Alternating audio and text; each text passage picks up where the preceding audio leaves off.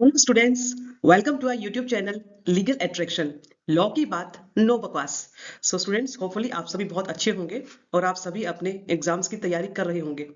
So students, आज हम आप सभी के साथ कॉन्स्टिट्यूशन के बहुत ही इंपॉर्टेंट एमसीक्यूज डिस्कस करने जा रहे हैं। ये सारे क्वेश्चंस किसी न किसी एग्जाम्स में पहले पूछे जा चुके हैं, इसीलिए ये क्वेश्चंस अपने आप में बहुत ही इंपॉर्टेंट क्वेश्चंस है। आज हम पार्ट 2 स्टार्ट करने जा रहे हैं अपनी सीरीज का। और स्टूडेंट्स, ये क्वेश्चंस के लिए आप कोई भी अगर तैयारी कर रहे हैं गवर्नमेंट एग्जाम्स की, कोई भी कॉम्पिटिटिव एग्जाम है, B it any state judiciary, APO, या फिर आप यूपीएससी, रेलवेज, एसएससी, एलएलएम, किसी की भी तैयारी कर रहे हैं, आप इन क्वेश्चंस को जरूर रेफर करिए और इन क्वेश्चंस को तैयार कीजिए, बिकॉज ये क्वेश्चंस अपने आप में बहुत इंपॉर्टेंट क्वेश्चंस हैं। हम अपने क्वेश्चंस को स्टार्ट करते हैं। सो स्टूडेंट्स, हमने पार्ट 1 में लास्ट में आपसे क्वेश्चन पूछा था, इसका आंसर आप बताइए। The expression property in article 300A includes land, copyright and other intellectual property, every possible interest recognised by law, या ऑल द अबव। इसका स्टूडेंट्स आंसर क्या होगा? इसका आंसर है students all the above. That means property in article 300A includes land, copyright and other intellectual property, every possible interest recognised by law, all the above. तो इसका answer है all the above. Next question students हम discuss करते हैं। The president may promulgate ordinance as provided under. So जो ordinance का provision है, the president may promulgate ordinance, ये किस आर्टिकल में दिया हुआ है स्टूडेंट्स? आर्टिकल 121, आर्टिकल 122, आर्टिकल 123, या आर्टिकल 125? इसका आंसर क्या होगा स्टूडेंट्स? सो स्टूडेंट्स, इसका करेक्ट आंसर है आर्टिकल 123। आर्टिकल 123 में हम बात करते हैं power of president to promulgate ordinance.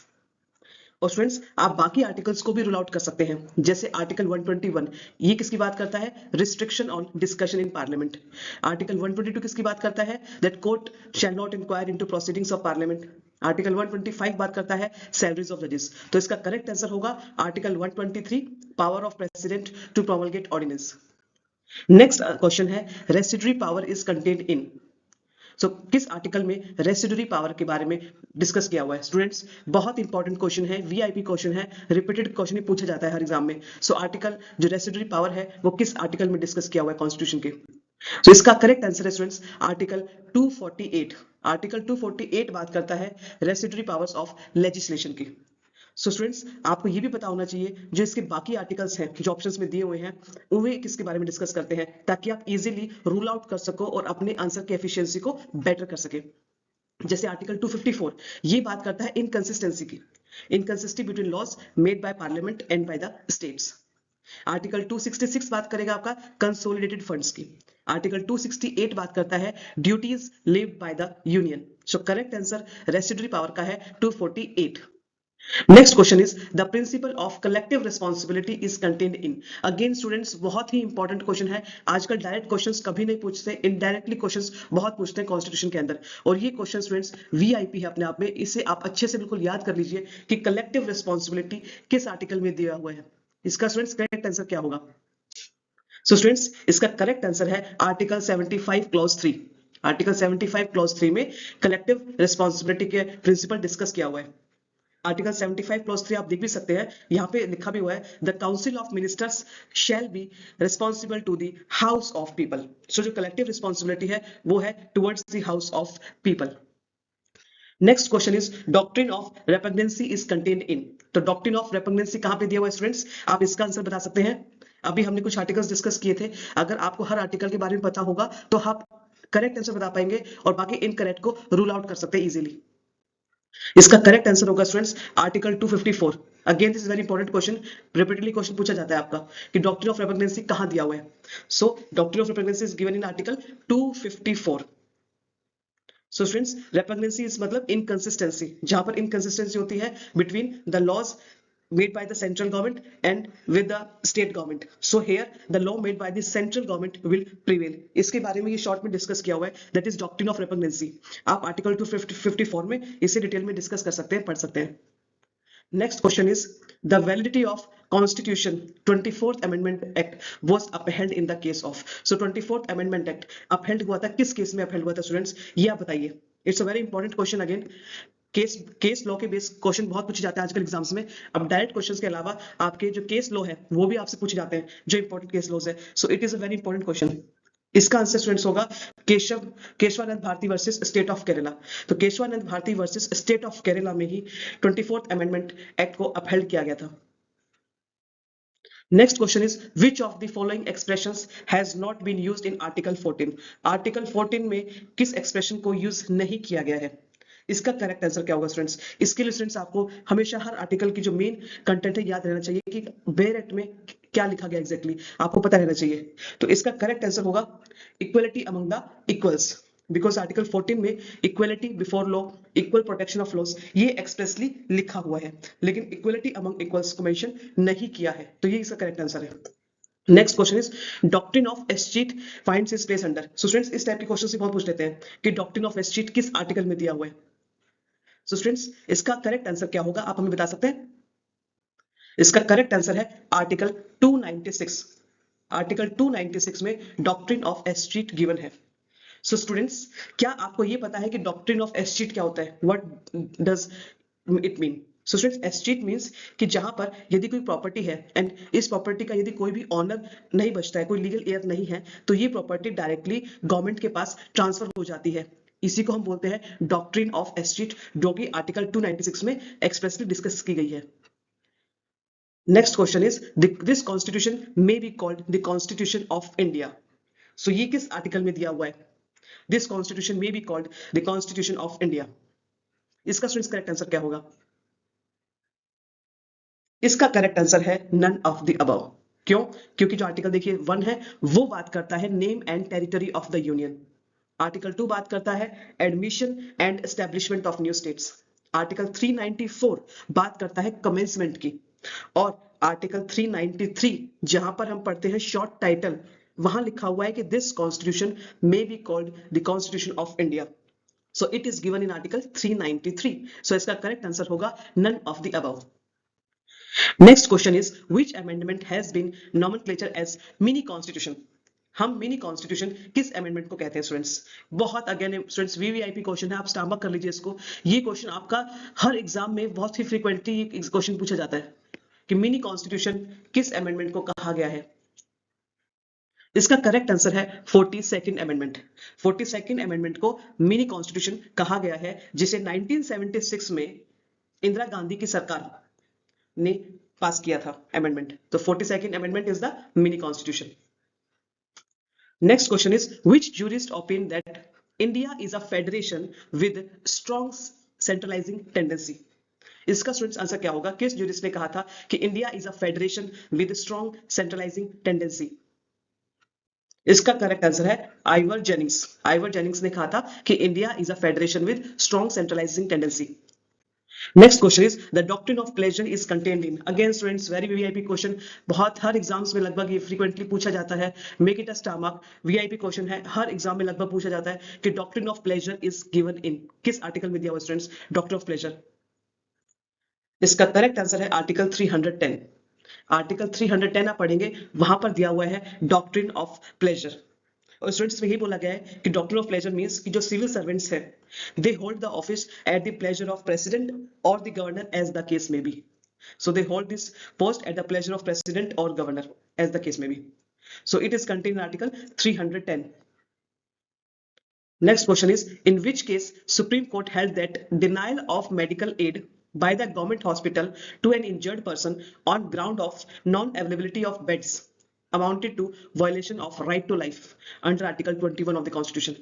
तो किस केस में सुप्रीम कोर्ट ने हेल्ड किया था? यदि किसी गवर्नमेंट हॉस्पिटल ने मेडिकल एड को देने से मना किया on the ground of non availability of beds, तो it will be violation of right to life under article 21 of the constitution. ये किस केस में कहा गया था students? Again students these are very VIP questions. आजकल केस लॉ बेसिस क्वेश्चंस बहुत पूछे जाते हैं to make the exam tricky, और जो स्टूडेंट्स इन क्वेश्चंस को करेक्ट करते हैं उनके आंसर्स बहुत अच्छे निकलते हैं मार्क्स टोटल। सो आप इन पे भी ज्यादा फोकस करिए, केस लॉ बेस्ड आंसर्स को भी। इसका करेक्ट आंसर है Paschim Banga Khet Mazdoor Samiti versus state of West Bengal. इस केस में ये हेल्ड हुआ था students. Next question is provision regarding national commission for backward classes is given under NCBC. National commission for backward classes किस आर्टिकल में स्टूडेंट्स दिया हुआ है? अगेन वीआईपी क्वेश्चन, इस टाइप के क्वेश्चंस पूछ लेते हैं, मिसलेनियस क्वेश्चन स्टूडेंट्स ये, और ये मिसलेनियस क्वेश्चंस एग्जाम्स में आ जाते हैं कई बार। तो इसका स्टूडेंट्स करेक्ट आंसर है आर्टिकल 338 बी। आर्टिकल 338 बी में बात की गई है national commission for backward class की। इसके अलावा स्टूडेंट्स आर्टिकल 338 बात करता है नेशनल कमीशन फॉर एससी, 338 ए बात करता है नेशनल कमीशन फॉर एसटी। आपको ये पता होना चाहिए स्टूडेंट्स। इसलिए स्टूडेंट्स आपसे हम जो क्वेश्चंस डिस्कस कर रहे हैं, हम आपके हर एक आंसर को थोड़ा ब्रीफली एक्सप्लेन कर रहे हैं ताकि आप एक क्वेश्चन से 4 क्वेश्चंस याद कर पाएं। अगर कल को आपसे एग्जाम में पूछ लिया गया कि नेशनल कमीशन फॉर एसटी कहां हुआ है, तो आपको हमेशा याद रहेगा कि ये 338 ए में दिया हुआ है, तो आप इसको याद रख सकते हैं इस तरीके से। सो हर आंसर को आप कोशिश करिए आप रूल आउट कर सके और आपको पता हो कि एग्जैक्ट आंसर क्या है, ताकि आपकी एक्यूरेसी 100% हो एग्जाम्स में। और हमेशा स्टूडेंट्स अपने आंसर्स को इसी तरीके से आप रिवाइज करिए, जब भी कोई एमसीक्यू आता है ट्राई टू रूल आउट और देखिए कि किस ऑप्शन में किसका एग्जैक्ट आंसर है, ताकि आप करेक्ट आंसर निकाल सके। The right of citizen to reside and settle in any part of territory of India is restricted by। So students, जो राइट है सिटीजन का to reside and settle in any part of territory of India, इसका restriction किस article में दिया हुआ है? So students इसका करेक्ट आंसर है आर्टिकल 19 क्लॉज 5। आर्टिकल 19 क्लॉज 5 में रिस्ट्रिक्शंस दी हुई हैं again the right of citizen to reside and settle in any part of territory of India. So students जो बाकी आर्टिकल्स हैं वो किसकी बात करते हैं? आर्टिकल 19 क्लॉज 3 बात करेगा restrictions regarding to assemble peacefully and without arms. Article 19 clause 4 बात करता है रिस्ट्रिक्शंस किसके regarding? To form associations, unions और कोऑपरेटिव सोसाइटीज। 19 क्लॉज 6 बात करता है students restrictions with regard to practise any trade, profession, occupation और बिजनेस। तो इसका करेक्ट आंसर है article 19 clause 5। Next question is according to the constitution India, that is Bharat, shall be। Students this is a very important question, mark it is a VVIP। ये questions repeatedly हर exam में, हर government exams में ये पूछा जाता है question कि India that is Bharat shall be। इसका students correct answer क्या होगा? इसका स्टूडेंट्स करेक्ट आंसर है यूनियन ऑफ स्टेट्स। जब स्टूडेंट्स आप आर्टिकल 1 पढ़ते हैं, आर्टिकल 1 में लिखा हुआ है कि India that is Bharat shall be a union of states। Next question is the first reorganization of states on linguistic basis was carried out in 1956 on the basis of recommendation of। So students किस commission के base पर first reorganisation of states on linguistic basis carry out किया गया था? इसका students correct answer क्या होगा? Student this is very important question. इस टाइप के क्वेश्चंस आपके एग्जाम्स को हमेशा ट्रिकी बनाते हैं, तो इन क्वेश्चंस को आप बिल्कुल आप रट के रख लीजिए एग्जाम्स में, ताकि ये ऐसे क्वेश्चंस आपसे मिस आउट ना हो। इसका करेक्ट आंसर क्या होगा? इसका करेक्ट आंसर है जस्टिस फजल अली कमीशन। स्टूडेंट्स जस्टिस फजल अली कमीशन जो है इन्हीं की रिकमेंडेशंस के बेसिस पर, लिंग्विस्टिक बेसिस पर पहला first reorganisation of states carried out हुआ था लिंग्विस्टिक बेसिस के ऊपर। So Fazal Ali committee, Fazal Ali commission इसका करेक्ट आंसर होगा स्टूडेंट्स। ये स्टूडेंट्स फजल अली थे हमारे सर सैयद फजल अली, इन्हीं की रिकमेंडेशंस पर ये फर्स्ट रीऑर्गेनाइजेशन ऑफ स्टेट्स हुआ था carry out on linguistic basis. Next question is what shall be the official language of the union? Again students very important question। ये क्वेश्चन भी स्टूडेंट्स बहुत रिपीटली पूछा जाता है कि ऑफिशियल लैंग्वेज यूनियन की क्या होगी, हिंदी, इंग्लिश, उर्दू या any of the language specified in H schedule. इसका स्टूडेंट्स करेक्ट आंसर क्या होगा? Mark it is a VIP question, ये क्वेश्चंस भी एग्जाम में बहुत ही फ्रीक्वेंट पूछा गया है। इसका करेक्ट आंसर होगा हिंदी। और स्टूडेंट्स जब आप आर्टिकल 344 पढ़ते हैं इंडियन कॉन्स्टिट्यूशन का, वहां लिखा हुआ है the official language of the union shall is Hindi in Devanagari script। This is the correct answer। ये आर्टिकल 344 में दिया हुआ है। Next question is the promulgation of emergency under article 356 clause 4 shall cease to operate on the expiration of a period of dash from the date of issue of proclamation।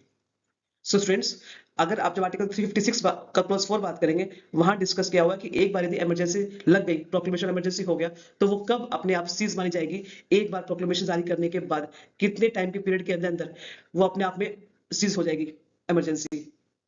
So friends इसका correct answer क्या होगा? इसका correct answer है 6 months. एक बार emergency लागू हो गई, उसके 6 मंथ्स के बाद वो इमरजेंसी अपने आप में सीज हो जाएगी। So the correct answer is 6 months. So the proclamation of emergency under Article 356 Clause 4 shall cease to operate on the expiration of a period of 6 months from date of issue of proclamation। Next question is panchayat has been defined under। तो पंचायत को students constitution के किस article में define किया गया है? So students इसका correct answer है आर्टिकल 243 क्लोज डी। तो स्टूडेंट्स एक मिसलेनियस क्वेश्चंस है जो बहुत फ्रीक्वेंटली पूछे जाते हैं एग्जाम्स में, इस टाइप के क्वेश्चंस कि पंचायत को कहां डिफाइन किया गया है। इसका करेक्ट आंसर है आर्टिकल 243 क्लोज डी।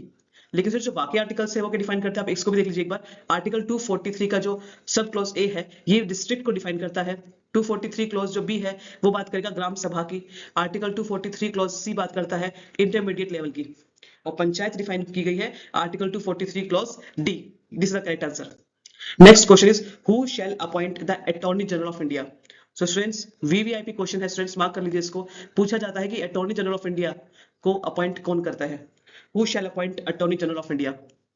इसका स्टूडेंट्स करेक्ट आंसर क्या होगा, president, president in consultation with CJI, या फिर चीफ जस्टिस ऑफ इंडिया, या नेशनल जुडिशियल अपॉइंटमेंट कमीशन। इसका स्टूडेंट्स करेक्ट आंसर क्या होगा। ये क्वेश्चन स्टूडेंट्स फ्रीक्वेंटली पूछा गया एग्जाम्स में, हर एग्जाम में पूछते हैं इस क्वेश्चन को। इसका करेक्ट आंसर है प्रेसिडेंट। जब स्टूडेंट्स आप आर्टिकल 76 पढ़ेंगे, आर्टिकल 76 वहां पे साफ साफ लिखा हुआ है the president shall appoint a person as attorney general of India who is qualified to be appointed as a जज ऑफ सुप्रीम कोर्ट। तो इनकी क्वालिफिकेशन स्टूडेंट क्या होती है, that he should be qualified to be appointed as a जज of supreme court. Appoint कौन करेंगे, president. Next question is the expression equality before the law has been taken from. तो इसका आंसर करेक्ट क्या होगा। हमने जो एक्सप्रेशन है आर्टिकल 14 के अंदर इक्वालिटी बिफोर द लॉ, ये स्टूडेंट्स हमने कहां से लिया है, किस देश के संविधान से स्टूडेंट्स हमने लिया है इसको, किस कंट्री से हमने लिया है। इसका करेक्ट आंसर है constitution of UK. Constitution of UK से स्टूडेंट्स हमने लिया है इक्वालिटी बिफोर द लॉ। और एक टर्म हो रहा था students equal protection of laws. Equal protection of laws बात हमने लिया है अमेरिकन कॉन्स्टिट्यूशन से। और इक्वलिटी बिफोर लॉ जो बात करता है कि लॉ के सामने सब समान है, चाहे राजा हो या रंक हो या आम इंसान हो या सर्वेंट हो, सभी लॉ के सामने बराबर है। यूके में चलता है रूल ऑफ लॉ, और इंडिया में हमने ये expression equality before the law हमने यूके से लिया है। और इक्वल प्रोटेक्शन ऑफ लॉज बात करेंगे वो लिया गया है अमेरिकन कॉन्स्टिट्यूशन से। So students, next question discuss करते हैं हम। The 12th schedule contains provisions for. So students, 12th schedule में provisions किसके रिगार्डिंग बात की गई है। So students, mark it is a very important question. Schedules को आप अच्छे से बिल्कुल याद रख लीजिए, क्योंकि schedules से questions हमेशा पूछे जाते हैं। एक या दो क्वेश्चन हमेशा आपके schedule से आते हैं कि किस schedule में क्या दिया हुआ है। So students, जब हम 12th schedule की बात करते हैं तो 12th schedule में students क्या दिया हुआ आप ये बताइए। इसका correct answer students municipalities. 12th schedule में दिया हुआ है म्युनिसिपैलिटीज। और स्टूडेंट्स अगर हम बात करें पंचायत की, ये दिया हुआ है 11th शेड्यूल में। सो करेक्ट आंसर इसका होगा municipalities. Next question is which article deals with the freedom of trade, commerce and intercourse. ये क्वेश्चन स्टूडेंट्स बहुत फ्रीक्वेंट पूछा है एग्जाम में, हमेशा इस क्वेश्चन को पूछते हैं कि freedom of trade, commerce, intercourse किस आर्टिकल में दिया हुआ है कॉन्स्टिट्यूशन के। इसका स्टूडेंट्स करेक्ट आंसर क्या होगा, आर्टिकल 299, आर्टिकल 300, आर्टिकल 301 और आर्टिकल 305। इसका स्टूडेंट्स करेक्ट आंसर क्या होगा। It's a very VIP question, exams में बहुत ही फ्रीक्वेंटली इसको पूछा गया हुआ है एग्जाम्स में। इसका स्टूडेंट्स करेक्ट आंसर होगा आर्टिकल 301। जब आप आर्टिकल 301 पढ़ेंगे वहां दिया हुआ freedom of trade, commerce and intercourse.